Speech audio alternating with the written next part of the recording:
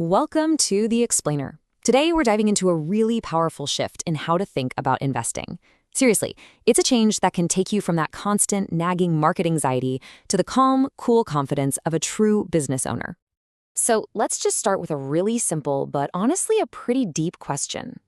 Think about your own strategy right now. How does it actually make you feel?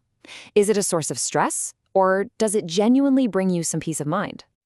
For so many people, this is what investing feels like, right? It's just this chaotic storm of flashing tickers, scary headlines, and trying to guess what everyone else is thinking.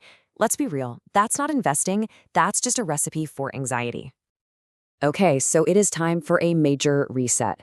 Let's define a new North Star for our financial journey, one that actually guides us toward a goal that's way more meaningful than just chasing the market up and down.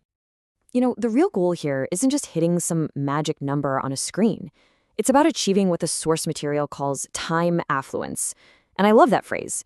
It's about having the freedom to own your own time, to live your life on your own terms. So how do we get there? Well, we need a new metric. It's called income generating capacity, or IGC. Just think of it like this. It's the annual income your portfolio can spin off without you having to sell anything. It is literally your personal freedom engine. And this slide just illustrates that shift perfectly. The old goal, just build up a big static pile of assets. The new goal, build a dynamic machine that produces a steady stream of income for you. Now let's get into what is, without a doubt, the single most important mental shift you can make on this journey. It's a change in your mindset that's going to redefine every single decision you make from here on out. And who better to say it than Warren Buffett himself? Buy into a company because you want to own it, not because you want the stock to go up. That, in a nutshell, is the owner's mindset. A speculator, well, they're obsessed with price and news, just hoping for a quick win. An owner, on the other hand, they're focused on the business itself, its quality, its profitability, and its ability to last for the long haul. It's a totally different game. This owner's checklist is great because it makes that mindset a practical tool. I mean, just look at these questions. Does it have an edge? Or is the price fair? These aren't complicated financial formulas. They're simple, common sense questions you'd ask before buying any business. Okay, so to answer those questions, you need the right tools. So let's look at two really foundational concepts that belong in every owner's toolkit. First up is something called the capital stack. And really, it's just a blueprint of how a company is financed. It shows you who gets paid first if things go wrong and who's taking on the most risk. As you can see, it's basically a ladder of risk and reward. The lenders down at the bottom, they take less risk, so they get a steadier, smaller return. As a common stockholder, well, you're at the very top. That means you have the highest potential reward, but it also means you're taking on the highest risk. Next up, we've got the three key financial statements. The income statement tells you if a company is profitable.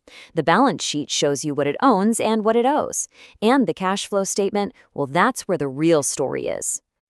See, a company can look profitable on paper, but actually be bleeding cash. The cash flow statement cuts through all that and shows you the actual, real cash the business is generating. That's the money it can use to pay you dividends, reinvest for growth, or just get stronger. Cash flow is king. So when you start using these tools and you really begin to understand a business from the inside out, something fundamental just changes. You're not just reacting to the noise anymore. So what's the real payoff for adopting this owner's mindset? What's the end game? The payoff is huge, and it's both financial and emotional. You get this sense of calm, of clarity, and real confidence. And that's what transforms investing from something that causes anxiety into a practice that actually brings you peace of mind. And if you take one thing away from this, let it be this. You're not just collecting stocks anymore. You are carefully, thoughtfully building a collection of businesses that you actually believe in. So we'll leave you with this one final thought. It's a question designed to take you from just theory to real action.